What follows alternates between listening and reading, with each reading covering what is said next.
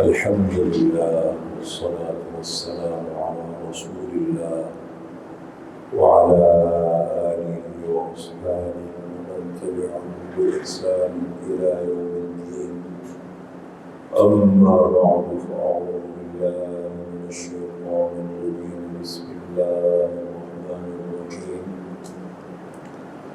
يا أيها الذين آمنوا إن تتقوا الله يجعل لكم فرقانا ويكفر عنكم سيئاتكم ويغفر لكم والله ذو الفضل العظيم. وقال تعالى يا أيها الذين آمنوا اتقوا الله وكونوا مع الصادقين. وقال تعالى قل إن كنتم تحبون الله فاتبعوني يحببكم الله ويغفر لكم ذنوبكم والله غفور رحيم. صدق الله العظيم. دو اہم عنوان ہے دین کے، میں آپ کے سامنے ان کا خلاصہ پیش کرتا ہوں. ایک عنوان ہے تقویٰ اور ایک عنوان ہے اتباع سنت. تو اہم عنوان ہے. تقویٰ کا کیا مطلب ہے اور اتباع سنت کا کیا مطلب ہے، یہ الفاظ ہمیں یاد ہو جائیں. ہمارے معاشرے میں، ہماری زندگی میں، ہمارے ماحول میں زندہ ہو جائے اور رائج ہو جائے، بہت ضروری چیز ہے. اب ان چیزوں سے دیکھو ہم دور ہو گئے، استعمال نہیں ہوتا ان کا. تو اتباع سنت، تقویٰ ایک ہماری ظاہری زندگی ہے. چاہے میں بیٹھا ہوں آپ کے سامنے، میں کس طرح بیٹھا ہوں، آپ حضرات کس طرح بیٹھے ہیں، ہم راستے میں چلتے ہیں، ہم کھانا کھاتے ہیں، ہم زندگی گزارتے ہیں، بہت ساری چیزوں سے ہمارا واسطہ پڑتا ہے. اور ایک ہماری دنیا کا وہ زندگی کا وہ حصہ ہے جو اندر ہے. جیسے ہمارے جسم کے دو حصے ہیں نا، ایک ہمارے جسم کے ظاہری اعضاء ہیں، ہاتھ نظر آ رہا ہے، 5 انگلیاں ہیں اس میں، یہ بازو ہے، یہ سر ہے، یہ سینہ ہے، یہ پاؤں ہے، ظاہری جسم کا وہ حصہ جو نظر آ رہا ہے. ایک جسم کا وہ حصہ ہے، وہ اعضاء ہیں جو اندر چھپے ہوئے ہیں. گردہ ہے، دل ہے، جگر ہے، اندر ہے، نظر نہیں آتا، جسم کے اندر چھپے ہوئے اعضاء. تو یہ دونوں زندگی کا نام ہے. بات ہے اگر ظاہر خراب ہو تو بھی نقصان ہے باطن، لیکن اصل بنیاد وہ ہے. اسی طریقے سے ایک روح اور ایک جسم. ہماری روح ہے تو ہم زندہ ہیں، روح نے جسم کو تھام رکھا ہے، اور ایک ہے ظاہری جسم. سب چیز تو اسی طریقے سے اسلامی تعلیمات میں، دین میں دو اہم الفاظ ہیں. ایک ہے اتباع سنت اور ایک ہے تقویٰ. اتباع سنت کا تعلق ہمارے ظاہر سے، نظام معاشرت، زندگی کو ظاہر میں کیسے بہتر کرے، سنت کی پیروی، آپ صلی اللہ علیہ وسلم کے طریقے کی پیروی.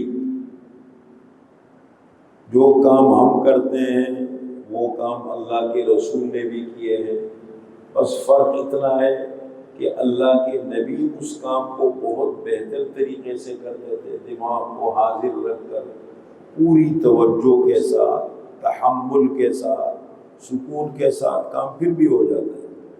ہمارے ساتھی ہوتے ہیں یہاں پر، جب برتن اٹھاتے ہیں تو ایک ہی ٹرے کے اندر سارے برتن جمع کرتے ہیں. میں کہ تو ایک کام کرو 2 پہرے لگا رہا ہوں، تمہارا کیا جانا ہے؟ تم اتنی لالچ کیوں کرتے ہو، ہرس کیوں کرتے ہو؟ تم 2-3 پہرے لگا لو، سکون سے لے جاؤ۔ یہ جو جسمانی حرکت ہے یہ برکت ہے، جسمانی حرکت برکت ہے، اٹھنا بیٹھنا، اپنا کام خود سے کرنا، سکون سے کرنا، یہ برکت ہے۔ اچھا آپ نے یہ برتن ایک پہرے میں اٹھا لیے، ایک ہی پہرے میں برتن اٹھا کے لے گئے، پھر کیا کرو گے؟ بیٹھ کے باتیں کرو گے، جان چھوٹ گئی۔ یہ نہیں ہے، پھر بھی کچھ کرنا ہے نا، سکون سے کرنا۔ اس ساتھی نے برتن اٹھایا، ایک ہی ٹرے میں جمع کر دیے، اوپر جو پلیٹیں رکھی تھی وہ گر گئی، پلیٹ بھی ٹوٹ گئی، چاول بھی پورا بکھر گیا، گر گیا۔ تو میں نے ان کو کہا کہ دیکھو میں سب سے پہلے تو اب اتباع سنت سمجھا رہا ہوں۔ اس نے بیچارے نے محنت کی، جو بھی تھا اس نے سارے برتنوں کو ایک ٹرے میں جمع کر لیا، اور جمع کرنے کے بعد کوشش یہ کی کہ ایک ہی پہرے میں سارا کام ہو جائے، لیکن کام خراب ہو گیا۔ وہ ظاہر بات ہے بہت زیادہ رکھتا تو اوپر کی پلیٹیں گری، اوپر والے میں چاول تھے وہ گر گئے، پورے کمرے میں بکھر گئے۔ تو سب سے پہلے اللہ کے نبی نے ہمیں کیا سمجھا؟ انا للہ و انا الیہ راجعون۔ یہ پڑھو، ہر وہ کام جس پہ تکلیف پہنچے، نقصان ہو جائے۔ ایک مرتبہ آپ صلی اللہ علیہ وسلم گھر میں تشریف فرما تھے، ام المؤمنین حضرت عائشہ صدیقہ رضی اللہ تعالی عنہ موجود تھی، چراغ بجھ گیا، چراغ بجھ گیا۔ آپ صلی اللہ علیہ وسلم نے فرمایا انا للہ و انا الیہ راجعون۔ فرمایا اے اللہ کے رسول، اس پر بھی انا للہ و انا الیہ راجعون، بجھ گیا دوبارہ لگا دیں گے۔ فرمایا ہر وہ کام اس سے آپ کو تکلیف پہنچے، یہاں تک کہ آپ کے جوتے کا چپل کا تسمہ ٹوٹ جائے، انا للہ پڑھو، انا للہ سبحان اللہ ما شاء اللہ لا الہ الا اللہ لا حول ولا قوت الا باللہ۔ اور یہ انا للہ و انا الیہ راجعون، یہ تو وہ کلمات ہے جو ہمارے معاشرے کا حصہ ہے، اسلامی معاشرے کا حصہ ہے، تو یہ پڑھنے چاہیے۔ اب دیکھیں نا امیر کی، پھر میں نے ان سے دوسری گزارش یہ کی، دیکھو آپ 2 پیروں میں کر لیں تو کیا ہوتا ہے؟ یہ وہ چیزیں جو ہمیں اللہ کے نبی نے سمجھائی۔ زندگی کو بہتر طریقے سے گزارو، ہر کام کو سکون اطمینان سے کرو۔ جو ہمارا مزاج بن گیا ہے، فضولیات میں، باتوں میں ٹائم اتنا گزارتے ہیں، مگر باتوں کے لیے ٹائم کیسے مل جائے، کام کو بہتر کیسے کیا جائے، اس طرف ذہن نہیں جاتا۔ سکون والی عادتیں بن جائے، کام کو سکون سے کرنا یہ عادتیں بن جائے، اور دل سے کام کرے، اس طرف ذہن کم جاتا ہے۔ کام سے جان چھڑانا یہ عادت زیادہ بن رہی ہے۔ اس میں ایک مین عمل دخل کس چیز کا پتہ ہے؟ ہماری گیدرنگ کا، ہماری مجلسوں کا، ہماری دینی مجلسوں کو بھی جب نوٹ کر رہے ہوتے، دیکھ رہے ہوتے، اس میں زیادہ تر کیا ہوتی؟ باتیں ہیں، بس تربیت پر توجہ نہیں ہے، چھوٹی چھوٹی ادائیں ہیں۔ آپ صلی اللہ علیہ وسلم مجلس میں معمولی چیزوں پر توجہ فرماتے تھے، صحابہ کی تربیت فرماتے تھے، اہم امور کی طرف متوجہ فرماتے تھے۔ بہت اہم چیزیں ہوتی ہیں۔ اب یہ کہاں ہوتی ہیں؟ اب کبھی کبھی آپ نے دیکھا ہوگا ہمارے خاندان میں، بزرگوں میں بعض لوگ ایسے ہوتے ہیں، اب تو نوجوان کا ذہن یہ بن گیا کہ یار چھوٹی چھوٹی باتوں پہ ٹوکتا ہے، معمولی باتوں پہ بولتا ہے، تو بھائی کرنا کیا ہے؟ جو کر رہے ہو آپ یہ ٹھیک ہے، اس کو بہتر۔ یہ چیزیں بہت تربیت بہت بڑی نعمت ہے، اچھا ماحول اللہ کی۔ تو اتباع سنت کس کو کہتے ہیں؟ اپنی ظاہری زندگی کو بہتر طریقے سے گزارنا۔ اور بہتر آپ کو سمجھاؤ، ایک عادت اور ایک عبادت، یہ 2 الفاظ ہم سنتے رہتے ہیں، عادت، میری عادت ہے، کہتے یہ تو میری عادت ہے. یہ کام ایسے کیوں کہ میری عادت ہے. اور عبادت ہم کس کو سمجھتے ہیں؟ مسجد میں آ گئی نماز پڑھی اس نے عبادت ادا کی. کسی نے سبحان تسبیحات میں سبحان اللہ سبحان اللہ سبحان اللہ لا الہ الا اللہ لا الہ الا اللہ لا الہ الا اللہ الحمدللہ، کہتے یہ عبادت. کسی نے قرآن کریم کی تلاوت کی، کہتے اس نے عبادت کی. کوئی بھی یہ ہمارے ہاتھ ہے. اللہ ہمیں دین کیا کہتے ہیں؟ اپنی عادتوں کو، جو ہمارے روز مرہ کی عادتیں ہیں، روز مرہ کی عادات ہیں، ان عادات کو رسول اللہ صلی اللہ علیہ وسلم کے طریقے کے مطابق کرو. اللہ کے نبی کھانا کس طرح کھاتے تھے؟ عادت ہے. کھانا ہماری عادت ہے، سونا ہماری عادت ہے، بیت الخلاء ہماری عادت ہے، راستے پر چلنا ہماری عادت ہے، مجلسوں میں بیٹھنا ہماری عادت ہے. یہ سب عادات ہیں. ان عادات کو آپ صلی اللہ علیہ وسلم نے کھانا ہم بھی کھاتے ہیں، کھانا اللہ کی نبی نے بھی کھایا ہے. فرق کیا ہے؟ آپ صلی اللہ علیہ وسلم نعمت کی قدر کرتے تھے، اس کو بہت اہمیت دیتے تھے اور اس کو بہت ڈھنگ اور طریقے سے استعمال فرماتے تھے. بس یہ سوچ آ گئی. کھانا تو ویسے بھی کھانا ہے. ایک آدمی فرمایا کھانا کھا رہے اور اس نے ہاتھ دھونے کی ضرورت اگر ہو، ہاتھ دھو لے، صاف نہ ہو زیادہ اچھا. یہ جو آج کل یہ جو دستانے پہنتے ہیں، ہاتھوں پہ لگاتے ہیں ڈاکٹر سب، اس سے بہتر طریقہ ہو رہا ہے. لیکن یہ آپ ڈاکٹر کو نہیں سمجھا سکتے، وہ مادی دماغ کا ہوتا ہے. اب یہ دستانے پلاسٹک کے بنے کسی کا، آپ وضو کر کے ہاتھ لگاؤ کسی چیز کو، تماشا دیکھو. وضو کرو، ہاتھ صاف کرو، ہاتھ لگاؤ کسی چیز کو. یہ ہماری سوچ بن گئی ہے. ہم مسلمانوں کو سمجھانا بھی بڑا مشکل ہوتا ہے. ایسے ماحول میں پھنس گئے ہیں کہ بہت سمجھ اللہ نے دی ہے، اس کی حقیقت بھی اللہ نے نصیب فرمائی ہے، لیکن اپنی قوم کو سمجھانا بڑا مشکل ہوتا ہے.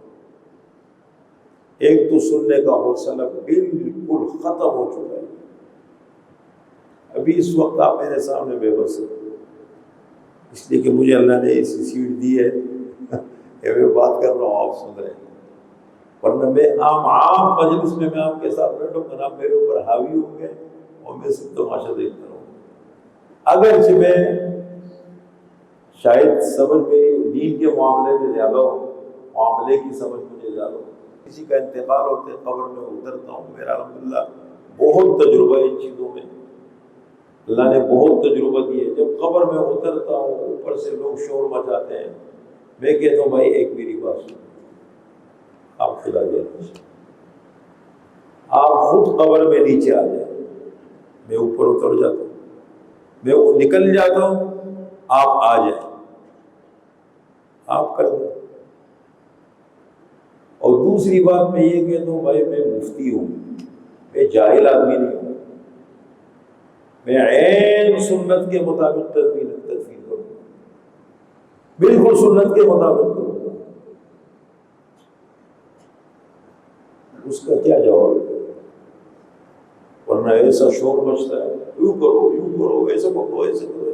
2 منٹ میں جتنا بھی بھاری جسم والے انسان، بھاری جسم ہو، اتنا بھی آپ مجھے دے دو، الحمدللہ بڑے سکون سے ہاتھ میں پکڑ کے نیچے رکھ لیں.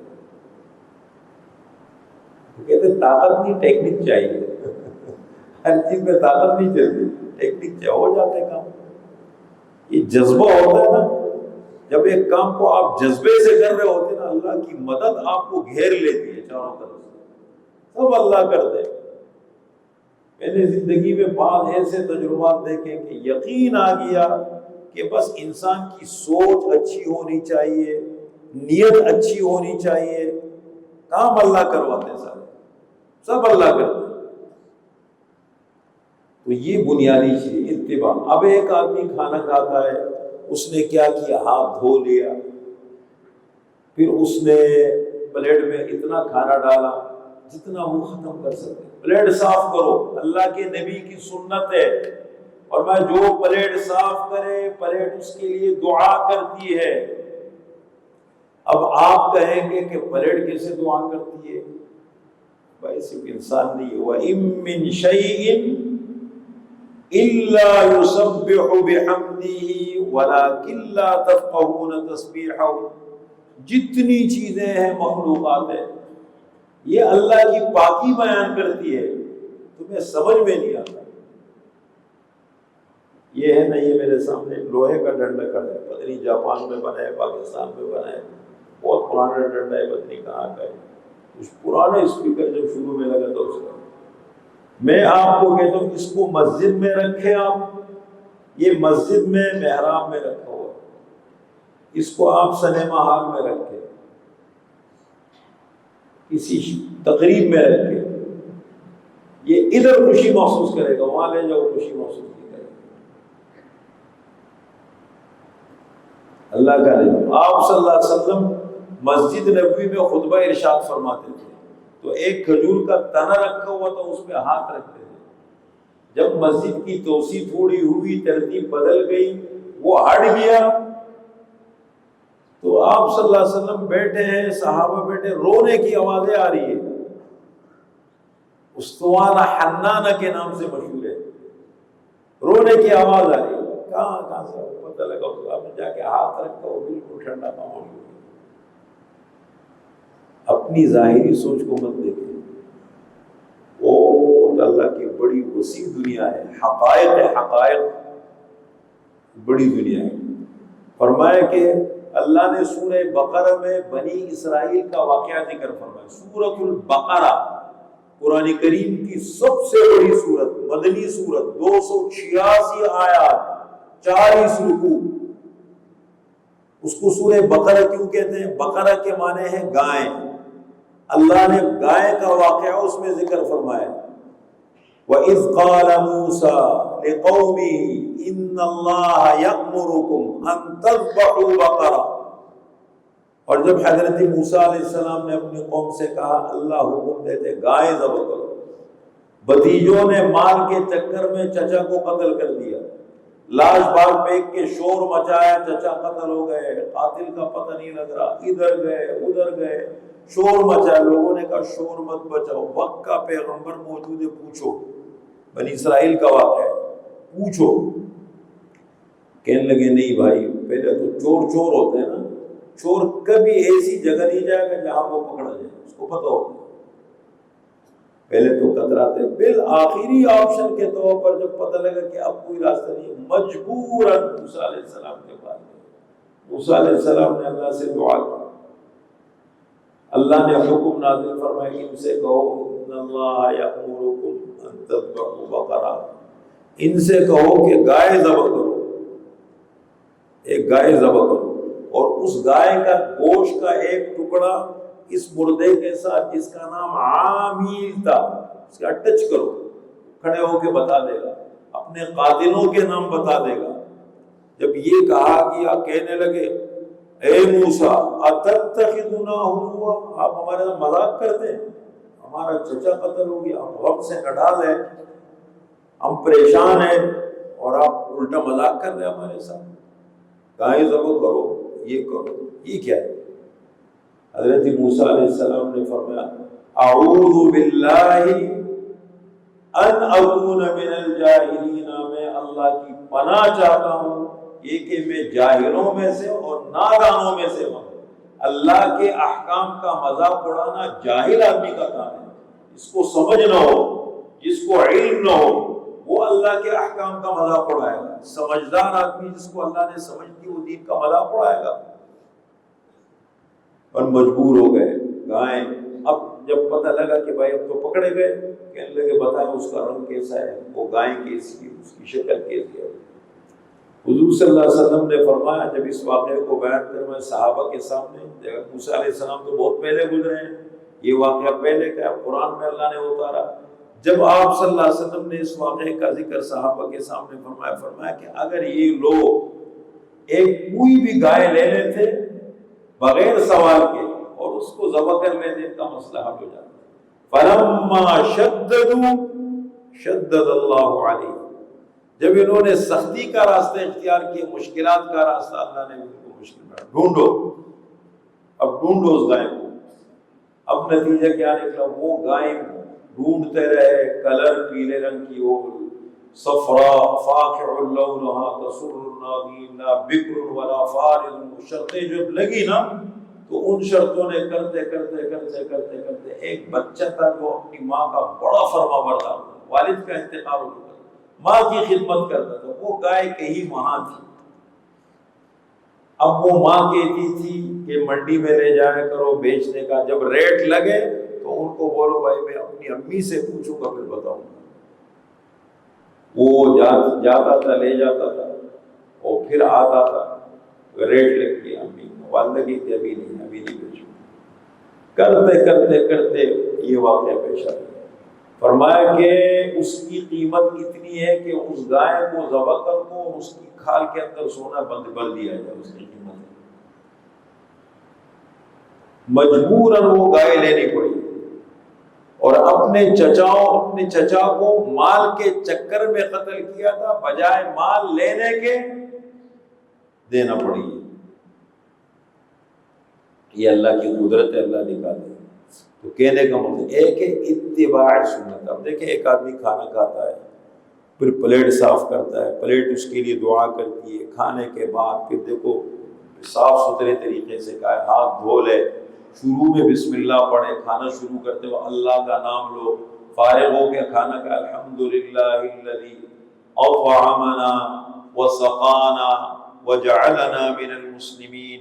تمام تعریفیں اس اللہ کے لیے ہیں جس نے ہمیں کھلایا، جس نے ہمیں پلایا، جس نے ہمیں مسلمانوں میں سے بنایا۔ کتنے بھاری بھرکم الفاظ ہیں۔ ان الفاظ کو سمجھنے کے لیے تحمل چاہیے، صبر چاہیے، سنجیدہ سوچ چاہیے۔ ایک عام بندے کو جو ہے زندگی کو نہ اس کو پتہ ہے میں اٹھ کیسے رہوں، میں بیٹھ کیسے رہوں، میں زندگی کیسے گزار رہا ہوں، بیچارے کو ان الفاظ کی حقیقت کیا سمجھ آئے گی؟ اللہ کے نبی کے الفاظ۔ تو یہ فرمایا دیکھیں اب ایک عادت ہے، کھانا ہماری عادت ہے، ایک کھانا کھایا نا، فرمایا کہ کھانا نہیں کھانا، اللہ پچھلے تمام گناہ معاف فرما دیتا ہے، سنت کے مطابق کھانا ہے۔ کھانے سے بیت الخلاء جا رہا تھا، دعا پڑھی، دعا ہے اللہم انی اعوذ بک من الخبث والخبائث، اپنی طبی ضرورت پوری کی، باہر نکلا، دعا پڑھی، غفرانک، حدیث میں یہ الفاظ بھی آئے، اتنے الفاظ بھی اتنی پڑھ لی، الحمدللہ الذی اذھب عنی الاذی وعافانی، یہ پڑھ لیا، دونوں کو ملا کے پڑھا، غفرانک الحمدللہ الذی اذھب عنی الاذی وعافانی۔ اور میں ایک آدمی بیت الخلاء گیا تھا نا، طبی ضرورت ہے، عادت ہے، فرمایا اس میں بھی اللہ گناہ معاف فرما دے، ثواب عطا فرماتے ہیں۔ تو دیکھیں کہنے کا مقصد یہ دو الفاظ میں نے آپ کے سامنے رکھے تھے، میری تقریر کا موضوع دو لفظ ہے، ایک ہے اتباع سنت اور ایک ہے تقوی۔ تو اتباع سنت کس کو کہتے ہیں؟ اپنی ظاہری زندگی کو، روز مرہ کے کام ہے، اپنی ظاہری زندگی، سونا ہے، اٹھنا ہے، بیٹھنا ہے، کھانا ہے، پینا ہے، چلنا ہے راستے میں۔ آپ نے بعض لوگوں کو دیکھا ہوگا راستے کے بیچ میں ایسے جا رہے ہیں، دنیا و مافیہ سے بے خبر، حالانکہ اللہ کے نبی نے فرمایا راستہ خالی ہے، روڈ خالی ہے، ایک سائڈ پہ چلو۔ اب بے حس آدمی کو یہ کیسے سمجھائیں گے؟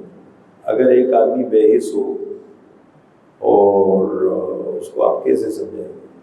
یہ تو چیزیں نہیں آئیں گی، یہ تو حساس لوگوں کو، احساس والوں کو اللہ عطا فرماتے۔ گنتی میں چند ابھی جما رہے تھے بھائی کے ساتھ قبرستان سے، صبح پورا روڈ جام ہو گیا، جام ہونے کے بعد بہت کافی ٹائم لگ گیا ہمیں۔ تو میں نے بھائی سے گزارش کی، بڑے بھائی صاحب، میں نے کہا دیکھیں جس ماحول میں انسان رہتا ہے نا، اور جو حالات ہوتے ہیں نا، ان حالات کو سمجھنا اور اس پر صبر کرنا، یہ بہت بڑا جہاد ہے۔ ہمارا ملک بکھرا ہوا، ہمارے حکمرانوں کو کوئی فکر نہیں، اور عوام کو پھر کہنے لگے لوگوں کو احساس نہیں. میں نے کہا کہ احساس والے لوگ ہمیشہ آٹے میں نمک کے برابر ہوتے ہیں, اس سے بھی کم ہوتے ہیں ہمیشہ. اکثریت وہ ہے جو قانون کے ڈنڈے سے چلتی ہے. یہ یورپ والے جو آپ کو نظر آ رہے ہیں بہت سیدھے ہیں, یا باہر دنیا یورپ میں باہر ملکوں میں آپ کو قانون یہ سیدھے نہیں ہے, ان کو ڈنڈے نے سیدھے کیے. آپ کا ڈرائیور, آپ کا چوکیدار, آپ کا تاجر, آپ کا ملازم جب جاتے وہ ان سے زیادہ سیدھا ہوتا ہے, ان سے زیادہ سیدھا ہوتا ہے, اس لیے کہ وہ ڈرتا ہے قانون کے ڈنڈے سے. تو اکثر قانون کے نام ہمارا ملک جب سے ہم نے دیکھا ہے فساق فجار کے ہاتھوں میں, بالکل غلط ہاتھوں میں, سب جہنم کمانے پاکستان کے ذریعے سے سب. یہ اس کا اللہ پوچھیں گے. یہ بس یہ کہنا میں مسلمان ہوں یہ کہنا کافی نہیں. حکمران سے پہلا سوال یہ نہیں ہوگا آپ نے تہجد کی کتنی رکعتیں پڑھی, پہلا سوال یہ ہوگا جو ذمہ داری دی گئی تھی اس کا جواب دو. ایک ایک سیٹ, مجھے تو ذمہ دار حضرات نے بولا آپ کے اس علاقے کی سیٹ بھی جو ہے نا پیسوں پہ گئی ہے. میں نہیں کہتا ہوں سب گڑبڑ ہے, سب نظام خراب ہے. ٹھیک ہوتے تھے یہ نہیں نظام ہے ہمارے عوام. پھر احساس والے لوگ دیکھو بہت کم ہوتے ہیں, احساس والے. پھر دین کیا کہتے ہیں کہ ایک گندے ماحول میں قانون نہیں ہے, اصول نہیں ہے, سسٹم نہیں ہے, اور اس کے باوجود بھی آپ اصول کا خیال رکھتے ہیں, اس کے باوجود بھی آپ اصول, اس پہ کتنا بڑا اجر اللہ کا فرماتے ہیں. یہ ثواب ہے. من احیا سنتی عند فساد امتی فلہ اجر مئۃ شہید.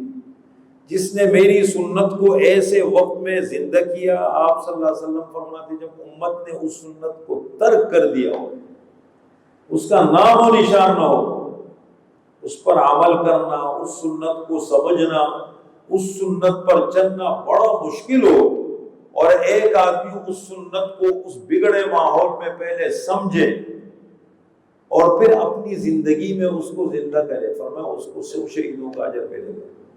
کیوں فرمایا؟